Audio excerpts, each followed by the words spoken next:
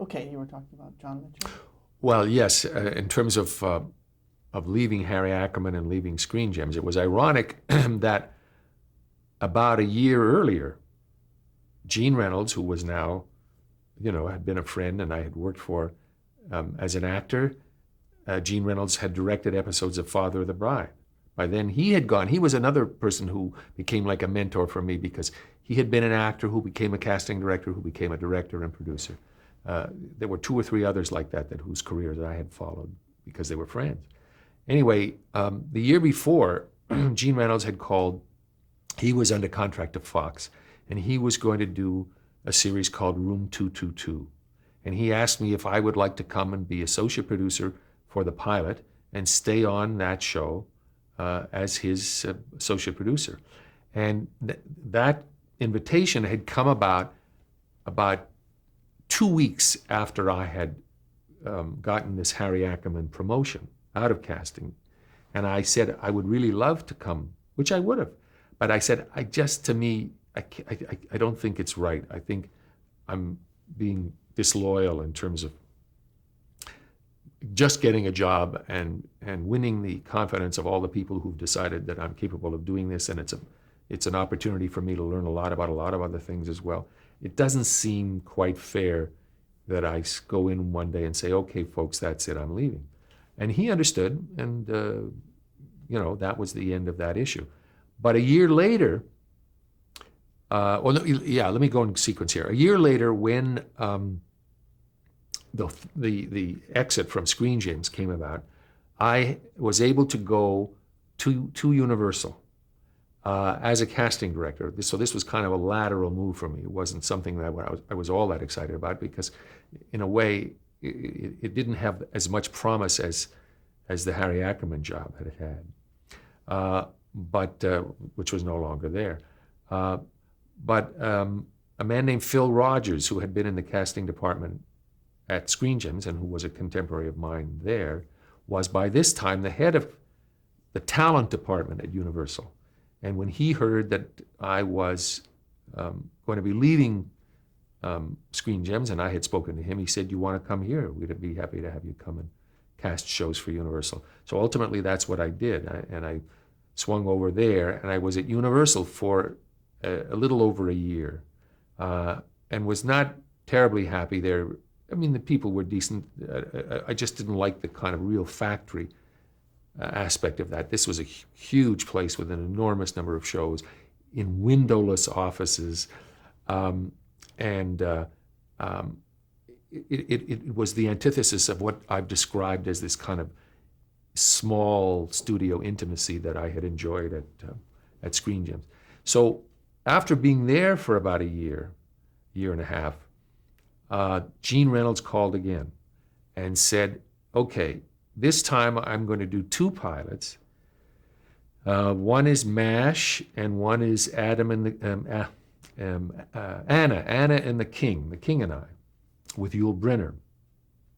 And I make this same overture to you again. I would welcome you here to work on both these shows, to help me cast them and to be associate producer on both pilots, and then we'll see what happens from there.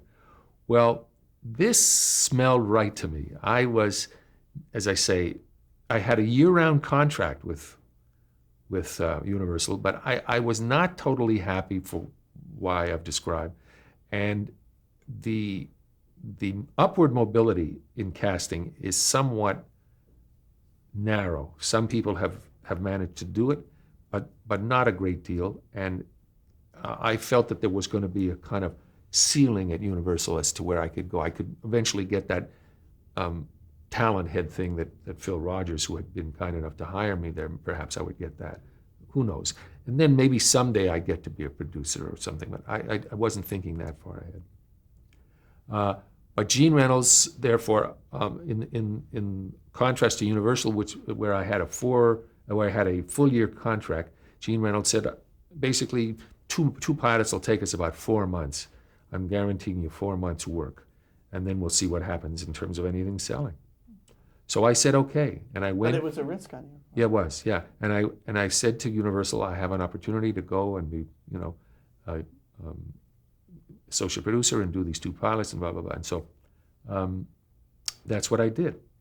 Anyway, as they say, the rest is history. Anne and the King lasted 13 weeks. We sold both pilots. And then Gene asked me to make a decision because I couldn't be associate producer on both shows. It was too much involved. So he wanted to hire another associate producer. So he said to me, which show do you want to do? So I said, well, I'd like to do MASH. And this wasn't with any great clairvoyance at this point. Yes, in retrospect, I sure made a smart move there. But at the time, you think, well, I think I'd like this. And Yul Brynner was a very difficult man to deal with, and I wasn't looking forward to that. And for a lot of unimportant factors, I guess, it's rather elusive to me now. I said MASH, and someone else was hired. A very good guy and an actor for many years named James Lydon, Lydon. James Lydon was famous for having played Henry Aldrich in radio and was a fine actor and worked a lot, but at this point was now also, like me, a former actor looking for work and had been working on some things as an associate. So anyway, ultimately he got that job, and I stayed with MASH.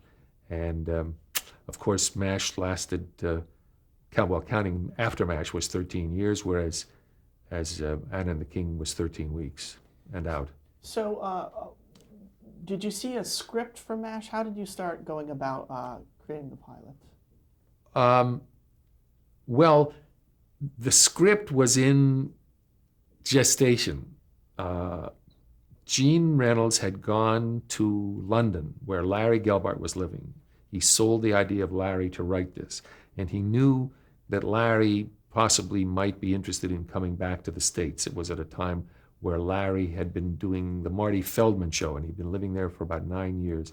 And somehow Gene knew through mutual friends that perhaps if the right opportunity came, he might come back.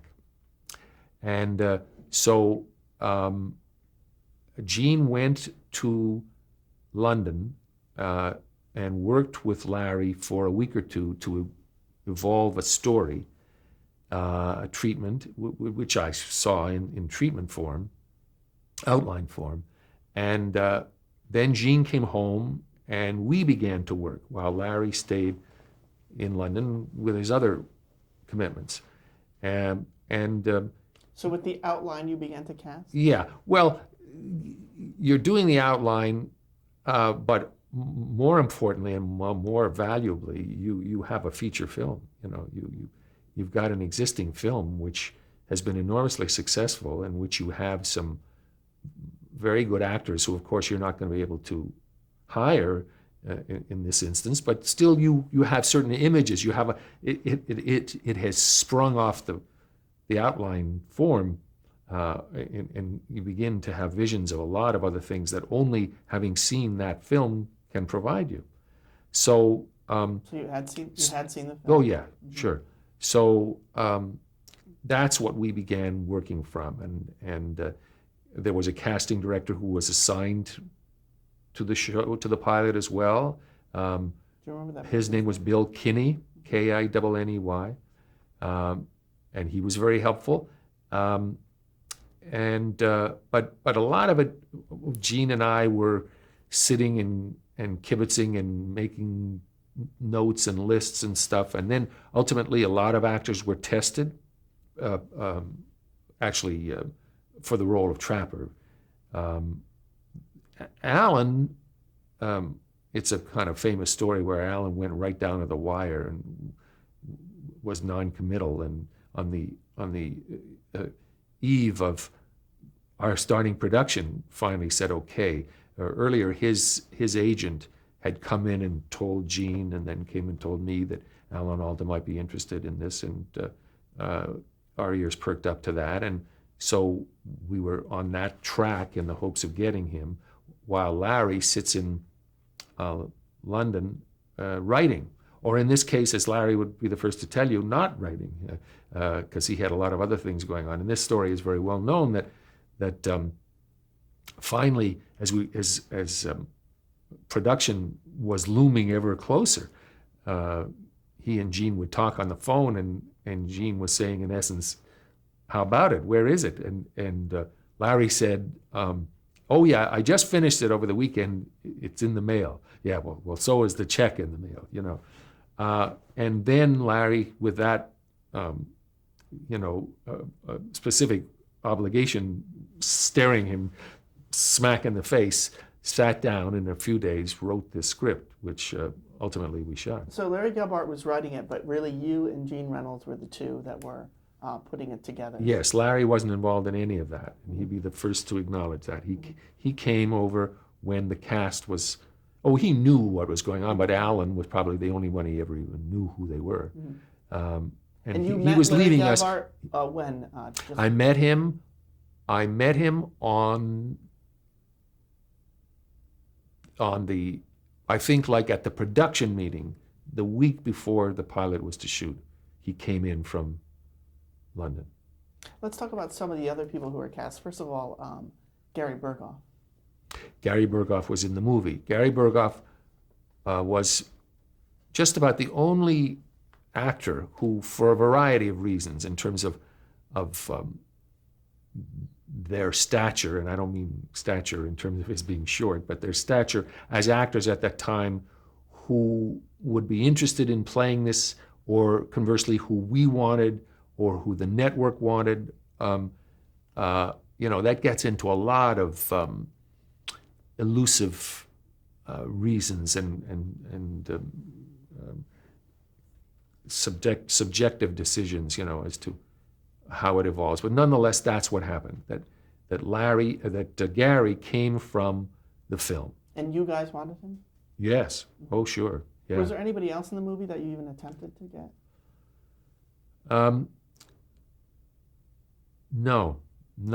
All of the people, I mean, when you think about it, Donald Sutherland, Elliot Gould, Sally Kellerman, Robert Duvall, none of these people were at the point in their career where the possibility of acting in a pilot, which has no guarantee of sale, or certainly any guarantee of any success that people nowadays say, oh, well, my God, look what they passed up. Well, I think Elliot Gould is the only one who was ever quoted at some time as saying, well, yeah, I would have loved to have done that. And I don't even think that had to do with,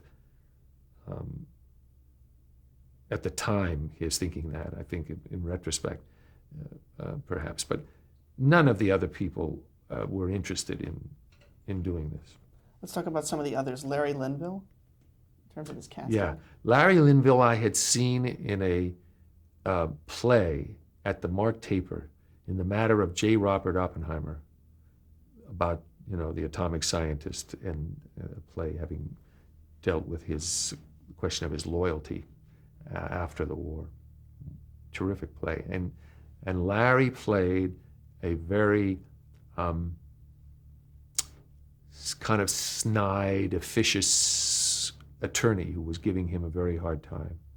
And I thought to myself, he's a wonderful actor, and he did it really well.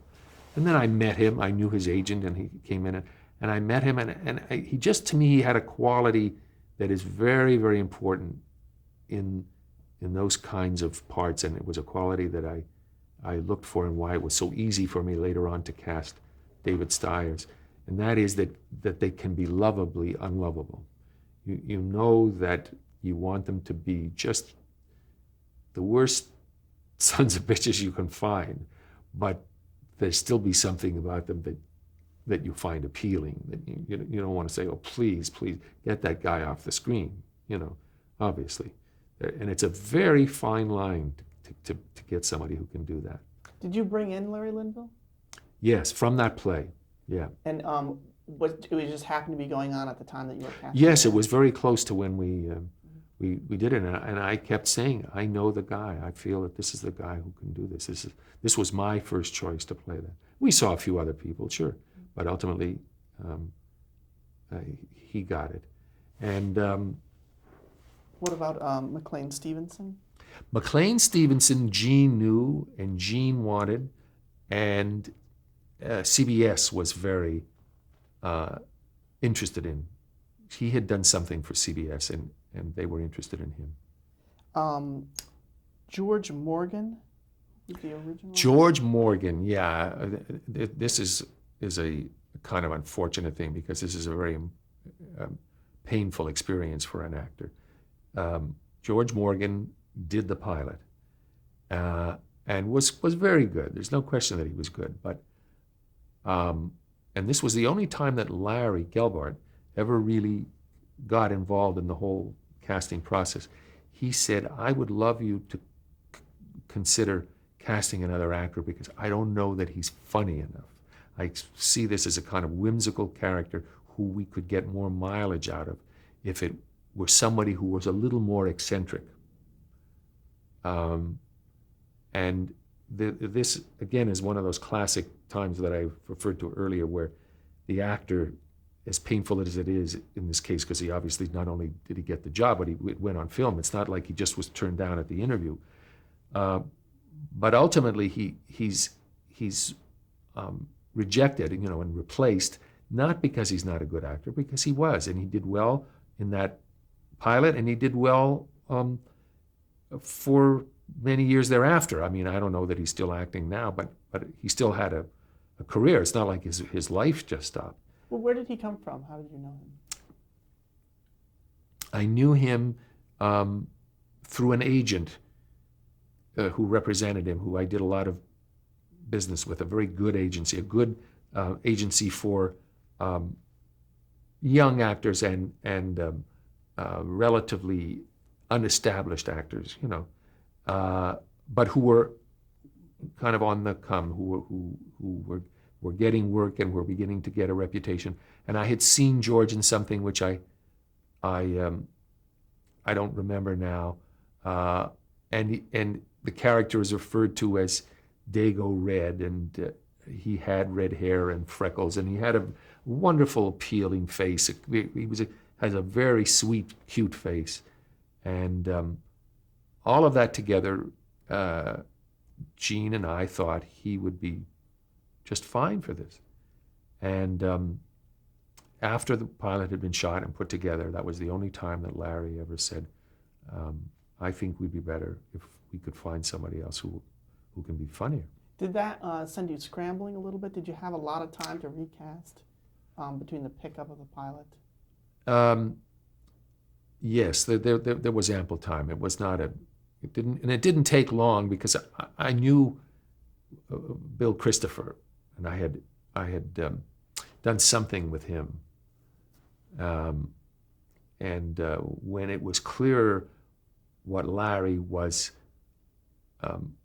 searching for in terms of wanting to make this change, he became a candidate in my eye, and so he came in. And there's a funny story about that, about how Bill Christopher, for some strange reason, decided to not follow the script at all, to just sort of, half improvise and half ad lib. And this is something that none of us were particularly amused by. And as a footnote also, when the series ultimately started going, it's common knowledge that how respectful the actors always were of Larry's work, and of almost any who was writing in later years, but how lines would never get changed without discussion and conversation, us going down to the set or something like that. But anyway, in this instance, because, comedy is very... This is the audition? This is his audition in an office. It's not like a screen test or anything. This is his interview in which he's asked to read, a reading. And he just blew it completely. And afterward, when he left, I said to Gene and Larry, this actor, Bill, has made so many mistakes here by doing this, by just throwing it away, literally and figuratively now. Please, let me bring him back tomorrow or another Was day. it whenever. painfully obvious after he had left? Oh yeah. And so we called him back. They said, "Okay, all right, if you want us to see me." Called him back and said, "Now look, this is what you did, and these are the mistakes you're making, because you're dealing with a certain kind of comedy that involves timing, and it involves exactly the word as written, particularly from a guy like Larry Gelbart. I mean, it's not like with so many sitcoms where the actor in a reading is changing from one lousy joke to his own lousy joke. At least that's my opinion. You're dealing with a guy, Gelbart, who is just brilliant, and for whom the construction of a sentence, of a joke, of a line, whatever, it comes from years of experience and genius, and I don't use that word lightly. So don't do that here. Just read the lines exactly as they're written. Oh, you can just hear Bill Christopher saying that, you know. Anyway, he did, and he did much better, and obviously he got the part. Loretta Swit? Yeah. When I was at Universal, Loretta did an episode of The Bold Ones. I don't know if you remember any of that. That was Burl Ives and James Ferrantino, and it was a legal series that was, they called it a wheel. It was on a format where it was an hour and a half, I think, every 3 or 4 weeks, because in between there were one was called The Name of the Game, and then there was a third one that eludes me at the moment, but these were shows that ran every third week. They were the same show every third week, but it was in a larger concept, an umbrella that had the same shows every 3 weeks. So anyway, she had guest starred in an episode of that, The Bold Ones. And she's a very good actress. I mean, she was excellent in what she did with us. And then she came in to see me one day, and in connection with Hot Lips. And she had done a little more with her lips. She had really put red lipstick there. And not gross, not to be a caricature. She was far too smart and perceptive for that. But she just did it a little bit. And it just reminded me so much of Sally Kellerman. Is that, you know, that's how she had done it. I think it was the idea of nurses in combat wanted to still try and maintain some vestige of femininity and makeup and all of that. So there was a certain logic to it without just saying that the actresses are getting carried away by this or anything. But I thought, this is a really good actress, and not only that, but she reminds me of Sally Kellerman.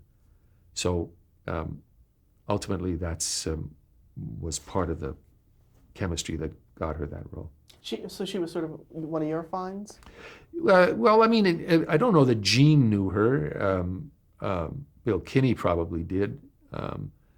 Gene, and even Gene may have, but she came to mind, as I recall, for me, from having cast her in a show at Universal just a few weeks earlier, a month earlier, maybe 2 months. Wayne Rogers?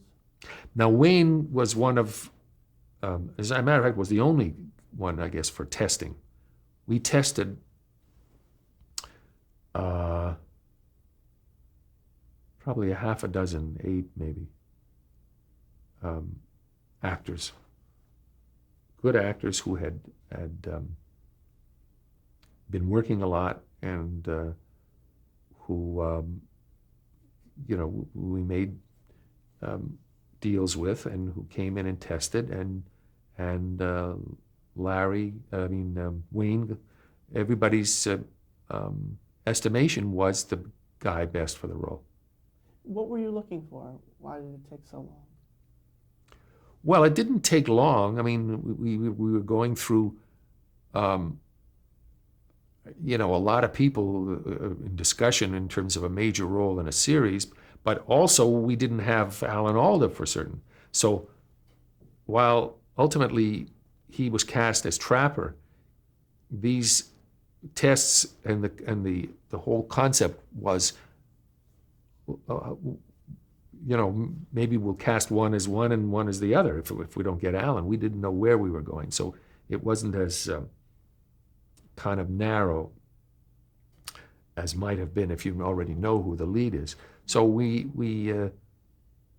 did narrow it down, as I say. It seems to me there were like 6 or 8 actors. And when you were casting the pilot, did 20th Century Fox have any say over casting? Well, sure, in terms of that part, sure. And in all the running roles, they want to know who. They kind of leave you alone in terms of when you make your selections. But when you make your selections, they want to know who the people are, sure. But in that respect particularly, it's so different than the way it is today. In those days, there was so much more freedom for the creative side. The network would get involved, but not to anywhere near the extent that they do now. In every aspect, not just casting. In every aspect, they were just so much more hands-on, to my way of thinking, to the detriment of television. You briefly mentioned Alan Alda and how he was cast. So up until that point, had you had other people in mind? Was there any kind of a fail-safe in case he couldn't do it or didn't want to? You know, as I recall, we were in such denial that we couldn't get him that we didn't even want to think about that. And I guess, you know, a lot of this gets a bit dim for me now, but I guess somehow we felt, well, we'll do it from these tests. You know, somehow we'll patch it together. But our hope was certainly that we were going to get him. Now, the pilot itself, where was it shot? It was shot, the interiors at Fox on the Stage 9 that we were then to use for 11 more seasons. And the exteriors were shot at the Fox Ranch, which had been a property they'd owned for many years in Malibu, in which they did a lot of exterior production, including the MASH feature. And the MASH feature was inherited by us in terms of the physical layout. The helicopter pad was there, the clearings that had been made for all the tents, it was all there. And soon after we finished production, as I recall, I'm a little vague on this, but somewhere towards the end of the run, the Fox negotiated to give the whole piece of property to the state. It's now called Malibu Creek State Park. And they bequested it to the state of California for, I'm sure, great tax advantages for them as well. But nonetheless, it was a good thing to do, because now it's been preserved as a state park for which you know, people who go to visit are always informed by rangers there that this is where the MASH set was, and that's the helicopter pad, and et cetera. Although I don't know that anything else remains. Did that cause production problems when it was no longer owned by Fox? No, because as I recall, it was right near the end, and it was always with the proviso that anything that's still shooting there at this given moment, which was what we were doing, has the right to stay there until the series ends. So no, that wasn't a factor at all. Okay, we're going to stop here. Okay, maybe.